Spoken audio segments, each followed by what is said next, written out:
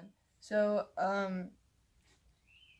for this video, I decided to go through Sky's service dog gear. And I mean, all of it isn't necessarily service dog gear. There's a lot of leashes and collars and stuff in here. But I will be discussing the different kinds of gear here. And I also, depending on how long this video is, I might make a part 2. Part 1 being Sky's gear, part 2 being service dog gear in general. So I'm gonna start out with the gear that I use almost every day, and that is this one. This is a used vest that got donated to me. Gosh, I can't remember the name of the organization that donated to me or who actually originally made this vest because my brain's blanking right now, but I will insert that somewhere. Yeah, but it just says in training service dog, and on the top it says, I can read it. So it says interfering with the service dog is a misdemeanor, and then it says medical alert. And so here's something I'm going to discuss real quick. I understand that a lot of people don't like labeling psychiatric service dogs as medical alert dogs. I understand that, you know, there's a whole discussion over that, whether it's right or whether it's wrong. I personally like the medical alert term because I would rather have it say medical response, but medical alert works as well. But because I do view mental health as a medical condition. If you disagree with me, please, I hope that doesn't mean you're gonna like go and be like, I can't watch your videos because you have a different opinion than me. I don't think it's something that's a super big deal. If you think it's a big deal, then okay, by all means, you don't have to do it. You know, I'm not gonna encourage somebody who thinks that it's wrong to do this, and I'm not gonna yell at anybody for not doing it or whatever. But all I keep in this, excuse me, all I keep in this is my wallet. And on the other side, I keep my keys. So that's all that's kept in here. Really light, not doing any strenuous stuff on her. My next gear setup is this, and it has a leash strap on a pull strap, and I will talk about a pull strap more later and what the uses are for it, but basically it's just a flimsy handle for you to hold on to. This says in training, and I lost this patch on the sides, but I have another small patch. It just says service dog, so I'll probably put that there. And then I have this little pouch. Let's get into some of the other stuff. First, I'm gonna go, I guess I'll do this first. So I have this, which is here, let me pack it. It's a rain jacket. It's slightly big on Sky, but it works really well. It's nice and light and thin. So if, you know, it's raining, but it's not necessarily cold outside, it'll keep her dry, but not necessarily overheat her.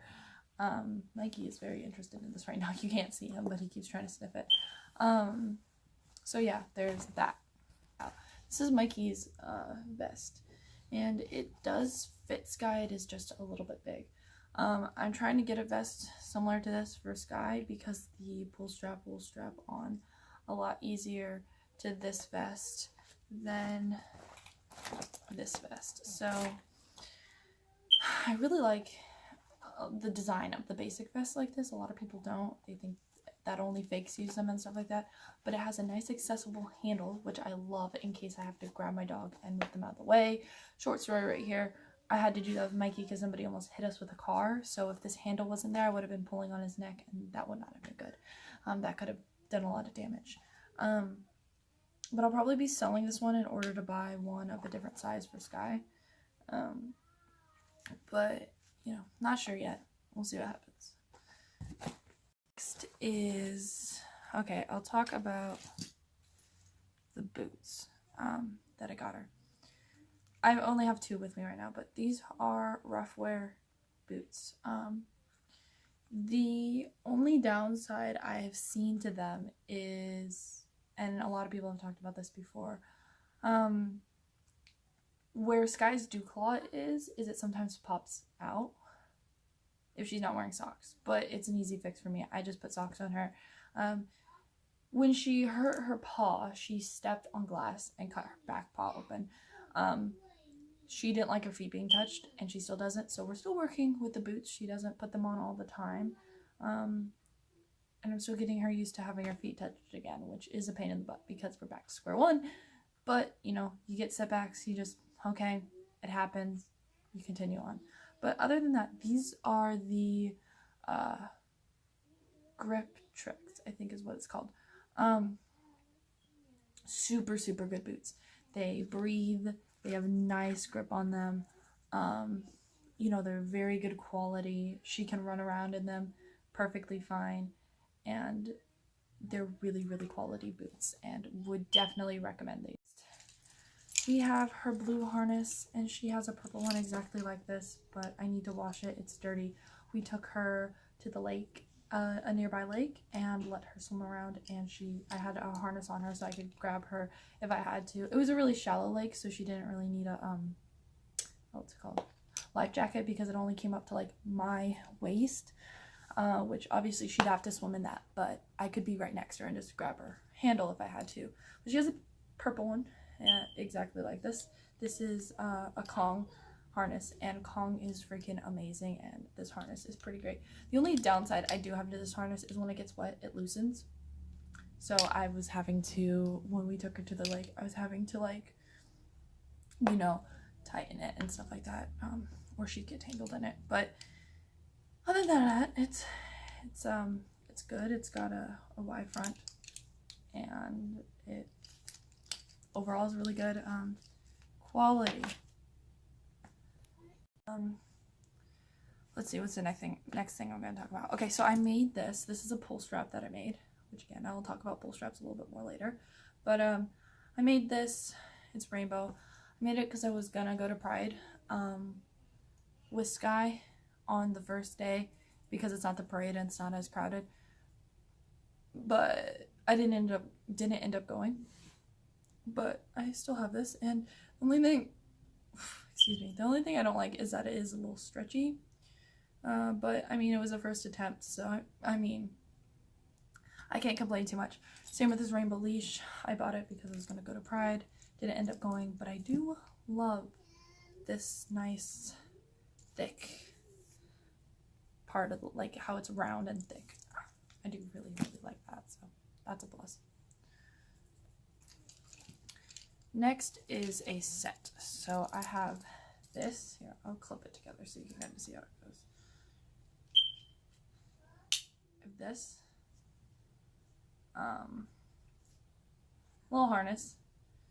And I got one that has these 2 little things on it so I can connect a pull strap to it. I only use a pull strap for grounding, so I don't have to worry about her pulling on this and doing any damage to herself. So that's that. And I'll explain more about grounding and stuff like that in a little bit, whether it's in this video or in the next video. I'm sure a lot of you guys that are here know what a pull strap is and what the different uses are, but I will go over that more in a little bit. And then it has a matching leash, and I like this set because you know, everything matches. It looks nice. It's got the denim with the pink, and I really like that look, so I really like it. So yeah, I'm going to talk about is a couple leashes that I have. Oh, and another pull strap that I made. But here's just a couple pink leashes. Nothing fancy. So yeah, there's that. I have this bungee leash, and the reason why I got this was because it was free and it was like $3 shipping, and I wanted to try a bungee leash because I'd never used one before. And to be completely honest, I really like it. A lot of teams don't like to use them because they say it like encourages a dog to pull and stuff like that. Well, my dog doesn't pull. But what I do like about it is if she were to like have to like, I don't know how to explain it. If she were to like, if you're in a store or something and she has to go behind me and I'm holding on to it here, or here rather, and like she has to go behind me, but this is a shorter leash, it'll stretch and I won't be pulled back if she has to go behind me because somebody like cuts us off or something like that, or you know. So that's what I like about it, is it's not giving her a correction if she has to move away from me because of a situation, you know. So that's what I do like about that. A little slip collar I made. I'm pretty proud of it. It could be better, obviously, but I took these little D-rings off of an old collar that is trash, and just decided to try it. I have another paracord item. It's a pull strap, but I also made it double as a traffic leash, like this one, but paracord, and it's wide enough to be able to go over my dog's head. So, and it's wide enough to go over my dog's head. So it's nice and like functional, like the only leash except paracord. So that's kind of nice. All right, so this is a head collar. It's called a Perfect Pace head collar, and let me show you how it works. I can get Sky to come over here. Sky, come here. Come here. So she doesn't really like head collars, but she will put up with it as long as I'm not working her with it. But basically, it will go around the dog's nose, and it doesn't work like a Halti does. It works way different. So I'll show you guys.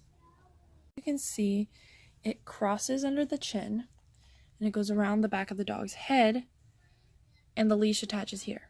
So when pressure is applied, it puts pressure on the tip of the dog's nose instead of underneath the dog's chin, which can cause damage. Obviously any tool can cause damage, including this one if used incorrectly, but as you can see, she can still open her mouth perfectly fine with it on. Oh, she's so cute. But yeah, I don't use it like this though. I will show you how I use this. I came up with another use for this. If you were to take this and this slides down,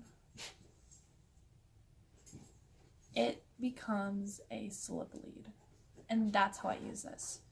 So what I do is I clip this to a leather leash that I have. I don't have on me, but it's a over the shoulder hands-free leash, and I clip this to it, and then this goes to Sky, and it works amazingly. I love it because it's, you know, it releases super quickly. So if there is a correction needed, it's immediately released, which is what I love about it. And I don't like using a choke chain on Sky because the chain will slip down. But with this, if I tighten it up, it's not gonna slip down because, so like my hand's her neck and I tighten it to be like right here. See, it's not really gonna slip. Not really gonna slip much, but I still have room for correction. But it's not gonna slip like way far down. I hope that helped visualize some stuff. But I do have a leather leash that I don't have on me right now. But yep, that's that. I have this, which is, okay, my dad made this for me. This is he got these pieces off the internet. These were old horse reins. I ride horses, so we had old ones that he turned into a leash for himself, and then he turned into this. So it's just a leather martingale collar, and the way this works is it goes around the dog's head, and then similar to a choke chain or the slip collar like I showed before, With a correction, it'll go smaller, and then without a correction, it'll release again. And then I have this one works like a Halti. We had to fix it, so that's why this is black. But this is a Dogs My Love, and I really like this one because it has the nice padding around the nose, and it is cheaper than a Halti and works just as well. But we attached this because it doesn't come with the thing that clips to the collar. That's the only downside. A Halti does, this one doesn't, so my dad had to make this. And you know, it just clips around the dog's head, and when applied pressure, this will slide up and go around the dog's nose. So that's how this works. I'm going to go into detail about different service dog gear. So obviously there's a vest. There are many different kinds of vests that you can have. There are the vests like I showed you. There's tactical style vests. There's, you know, tons of different styles. That's all personal preference, or no vest at all. If you're in the US, you don't need a vest, and that's that. So the first thing we're going to talk about, because it is what I brought up, is the pull strap. So I'm going to show you my pull strap. My pull strap is made out of Biothane, but they can be made out of plenty of different materials, such as paracord or fleece. But I also have a leash strap on this. I guess I can take this off. Take the leash strap off so you guys can see just the pull strap. The reason why I put the leash strap on it was because this leash strap makes this thicker, and I like to hold something thicker. Plus it, you know, when I'm not holding onto it, it lets you know this. But I love the Biothane for sure. It's very sturdy and easy to clean. So a pull strap will be used on the dog's harness like so. So what I use a pull strap for is for grounding. So I have really bad anxiety. So if I'm in a stressful situation, holding onto the pull strap while my dog walks next to me helps me. So the dog's moving, right? Dog's moving, dog's moving. This helps remind me that there's a dog next to me, and it just makes me, it's a comfort thing. So it's not a task or anything. It's just a grounding tool that I use.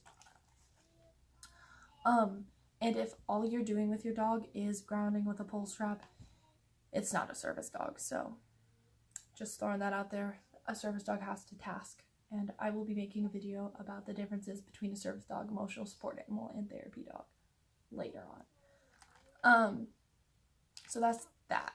The other use for a pull strap is, so sometimes people with mobility issues, disclaimer, when doing mobility, talk to a vet before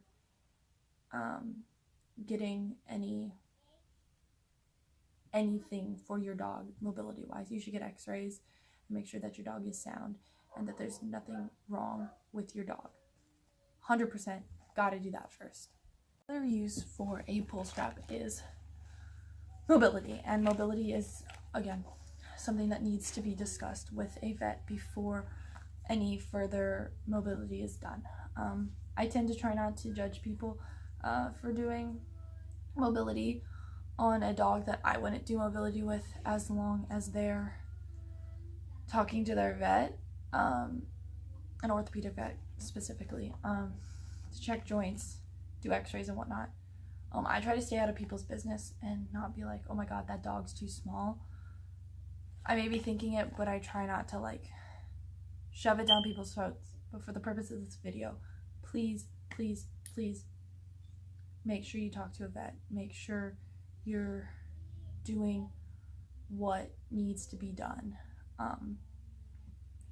for your dog so that they're safe, because you can really, really screw up a dog and shorten their life by improperly using them.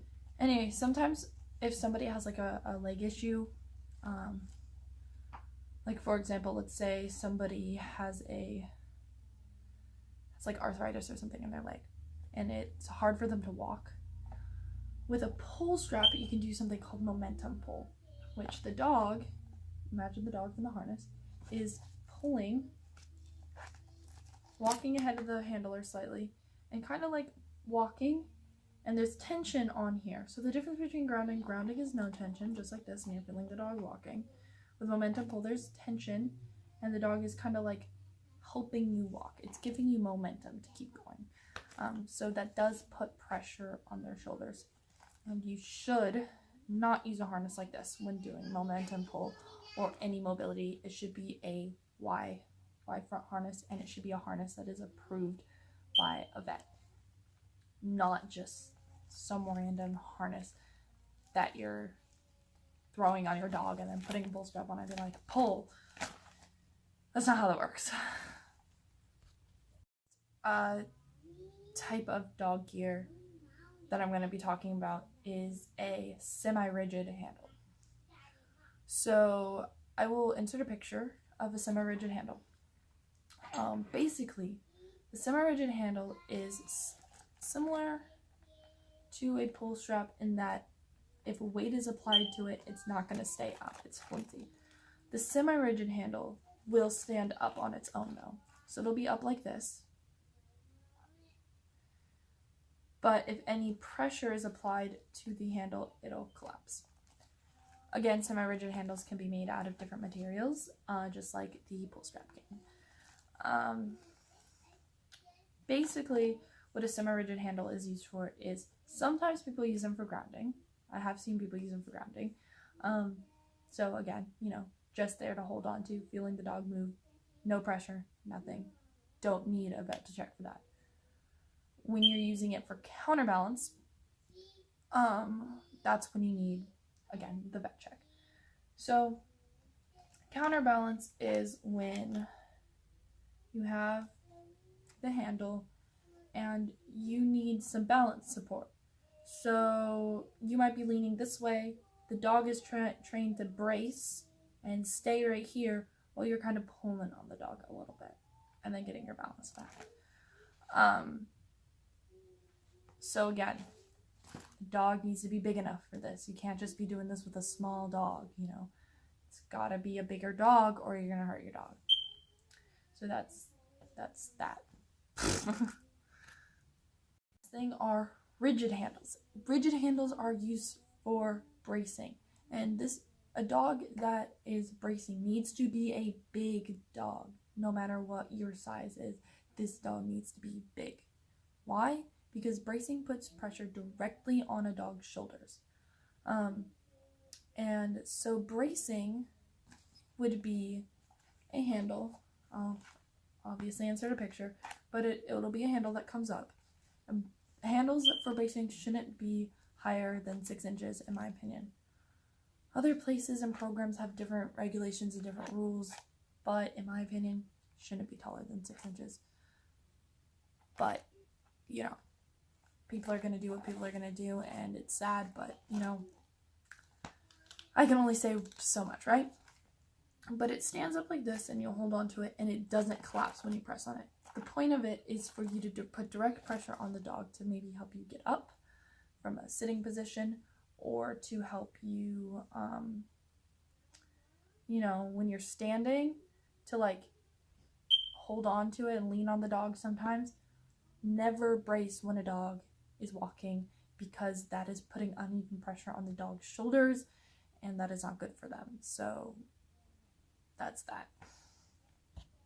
The next piece that I'm going to talk about, which I'm sure everybody knows about and probably thinks about when they hear service dog, is a guide harness. So guide harnesses are rigid, like a rigid handle, but they don't stand straight up. They lay down like this, but they're still stiff and they're longer. So the dog at a normal heel would be right here. When a dog is guiding, they're going to be slightly in front, and you're going to be holding on to the handle. Some people consider guide work mobility. Some people don't. Can a dog guide with a pull strap? Yes, they can. But there's also specially made guide handles for people that are blind and stuff like that. Guide handles, if a dog, in my opinion, if a dog isn't pulling and is just kind of like guiding, then it's not really mobility. If anything, it's a lighter mobility and can be done with a smaller dog. I want to teach Sky to find an exit. So when I'm super anxious in a crowd or whatever, to find an exit, and she will guide me to an exit. That's something I gotta work with her on though. And she will learn. So there's different purposes for guiding too, not just blind, but you know. I don't think it's necessarily mobility, but again, the guide handle is different than the other handles. So hope you learned something. That just about wraps up this video. I hope you guys learned something. If I missed anything, comment below and I will cover it in a future video. I hope that you guys enjoyed it. Thank you for watching, and I really hope that you learned something, or you're able to send this to somebody and have them learn something. So thank you so much for watching. I will post more videos later. So bye.